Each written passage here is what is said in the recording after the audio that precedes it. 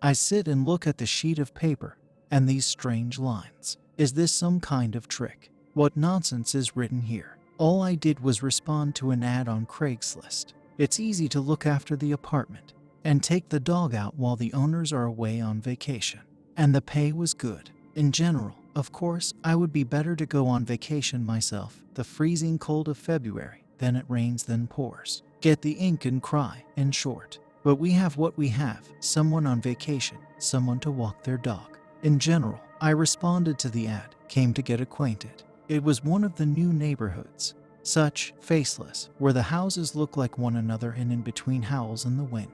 The best place to spend February, by far. I found the right one of the identical houses on the phone's navigator, went up to the 15th floor. A smiling young couple and that dog, a blue-eyed husky named Jack, were already waiting for me. We immediately found common ground with the owners and their dog. Nice people. I was required to live in the apartment, to keep order, walk the dog 3 times a day for an hour. Just 1 week. The pay was generous. Naturally, I agreed. Before I was fired from my main job that was my salary for 2 months. The detailed instructions, I was told, would be left on the kitchen table, and I was required to read them carefully first thing when I arrived here on Monday. So here I am, looking at this instruction manual, and I just don't know what to think.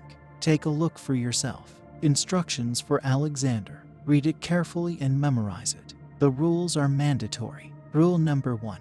Every morning after awakening, the first thing you must do is turn on the kitchen hood. You do this as quickly as possible and don't get distracted by anything else. The hood will switch off automatically after 15 minutes. If the hood does not turn off after 15 minutes, call the emergency number. See rule number 6. Rule number 2. Keep the curtains open at all times. If you hear knocking on the window, close your eyes, go to the window as quickly as possible, and without looking out, close the curtains. You should then call the emergency number. See rule number 6. Rule number 3. Walk Jack 3 times a day. You must leave the house at 10 a.m., 4 p.m., and 10 p.m. sharp. Return strictly not earlier than an hour, regardless of the weather. You can walk longer than an hour, as long as it does not affect the next walks. Jack must not be left alone during the walk.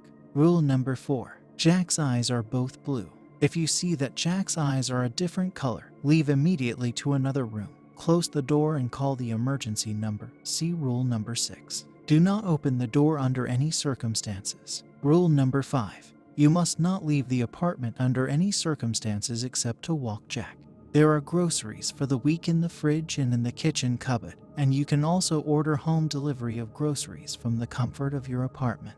Rule number 6. In all of the cases described above, and in the event of an unintentional violation of one of the rules, call the emergency number, then lock yourself in the bathroom and turn off the lights. Do not come out of there and do not open the door. When you hear 3 distinct knocks on the bathroom door and then the sound of the front door closing, you can come out. Next was a handwritten number to call, and a postscript. Accurate adherence to these rules ensures your safety and the successful performance of the work entrusted to you. The first and third rules didn't particularly embarrass me. I don't know how it runs in the family, but the second one, knocking on the window on the 15th floor, and the fourth, changing the color of your eyes, an emergency room to hide from in the bathroom, maybe a hidden camera somewhere. After thinking about it for a while, I calmed down.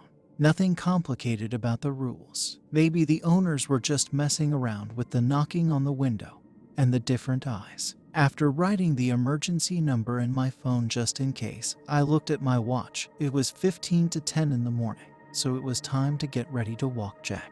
I looked intently into his blue eyes and laughed to myself. What a silly thing to say. The day passed quietly. Jack was well-mannered, so it was a pleasure to walk with him.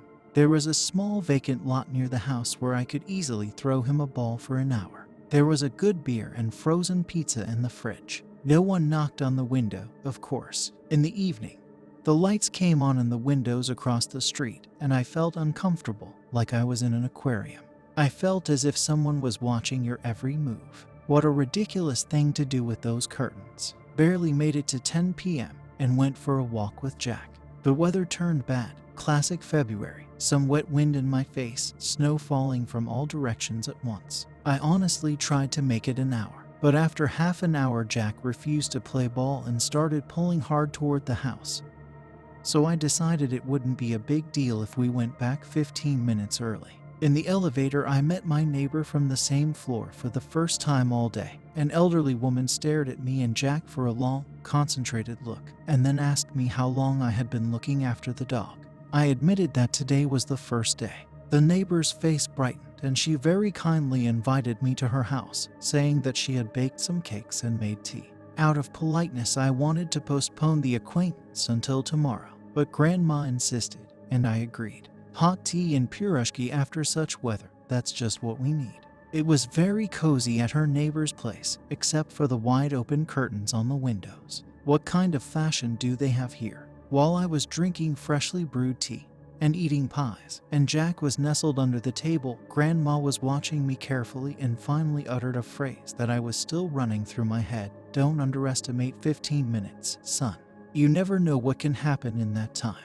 She flatly refused to discuss the subject any further, but she poured me more tea and put some cakes to go. Jack and I got home around midnight. I blacked out instantly, and when I woke up it was almost 10 in the morning. I got dressed quickly, and Jack and I went to play ball in the vacant lot. When we got back, there was a disgusting stench of rotten meat all over the floor, and the smell was coming from my apartment.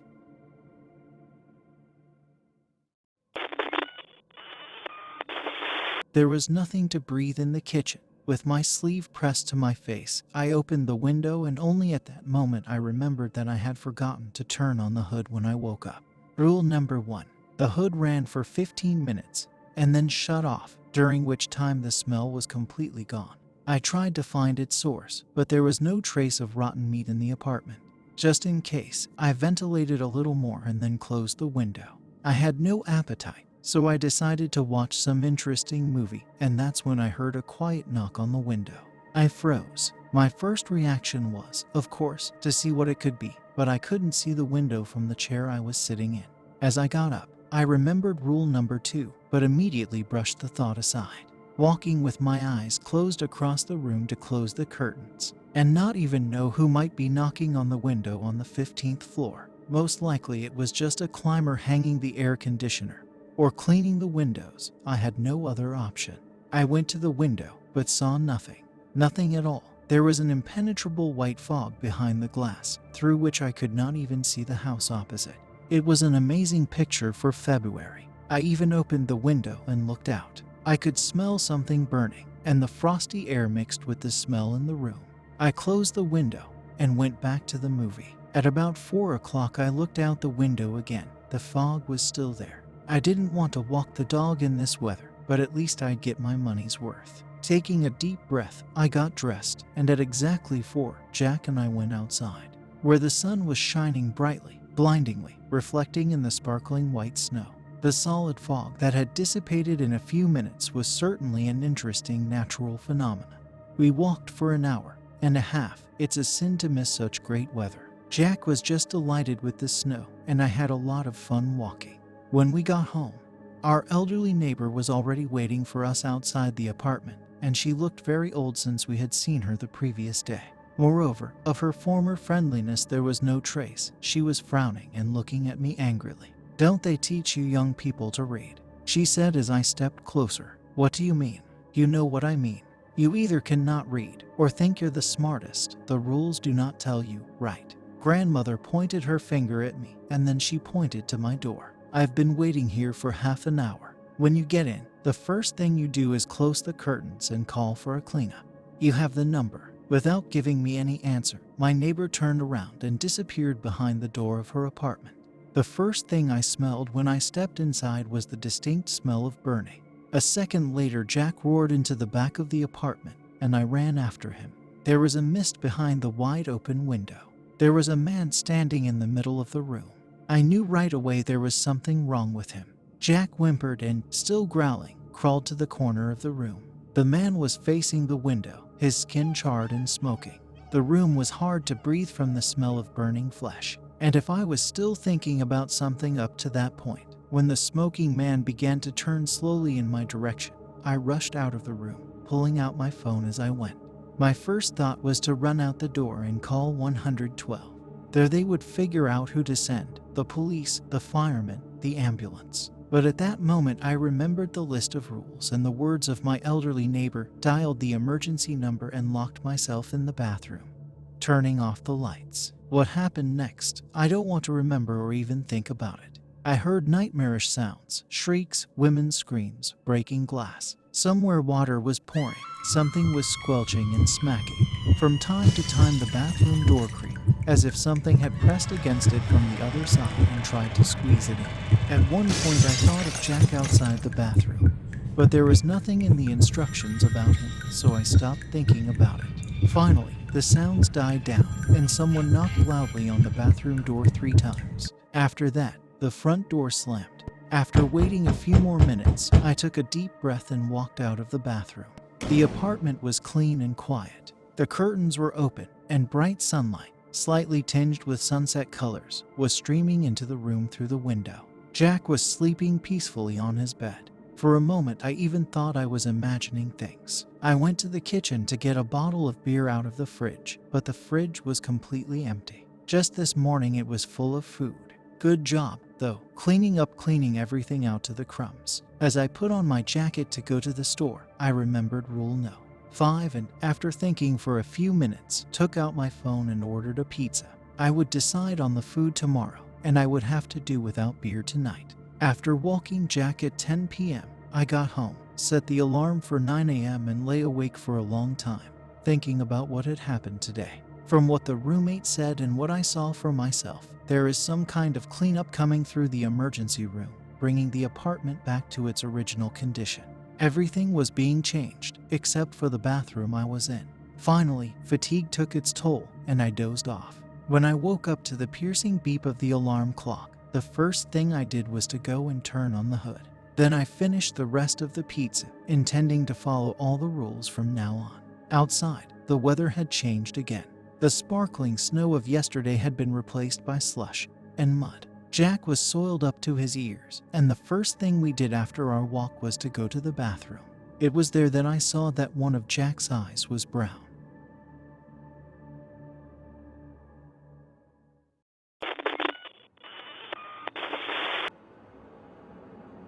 It all started when my husband, sitting in front of the TV in the evening, came across this strange ad on Craigslist. It was placed in a section of various occult services: remove spoilage, predict fortune, cure incurable diseases, bring a spell. It contained only the title, the answer to the eternal question, and the phone number under it. We were immediately interested to call there and ask what kind of service was offered. The husband called. On the other end of the line, after a couple of beeps, someone picked up the phone. My husband said hello, but no one answered. There was silence on the phone for a few seconds, then there was a loud cracking sound. My husband shuddered and hung up. At night, when we were already asleep, at about 2 o'clock the phone rang. It rang for a long time, and my husband forced himself to get up and answer the phone. The same number came up on the dialer. A woman's voice sounded on the phone. I couldn't make out what she was saying to him. My husband looked at me frightened, saying that it must be some kind of prank, and that he would check everything and come back, quickly got dressed and left the apartment. I didn't even have time to ask him about anything. He never came back. In the morning I reported him missing, but the police asked me to wait 2 days. If he hadn't returned by then they would take a report. With my own resources, I called acquaintances, hospitals, and morgues. I could not find him. I tried to call the same number, but no one picked up. I couldn't sleep at night, thinking about what could have happened, what to do next so I wouldn't lose time. And somewhere deep down inside I hoped the phone would ring again at night. At 2 o'clock it did ring. I jumped up and picked up the phone.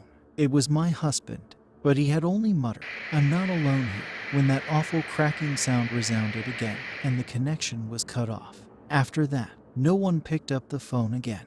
A month had passed since her husband had disappeared. The search yielded no results. The phone number, the police said, was registered in an abandoned house where no one had lived since Soviet times. This afternoon in a recent newspaper I found a similar ad. The headline, answering the age-old question, and the phone number underneath, only a different one. I'm going to call it, although everything inside me tells me it will be the biggest mistake of my life.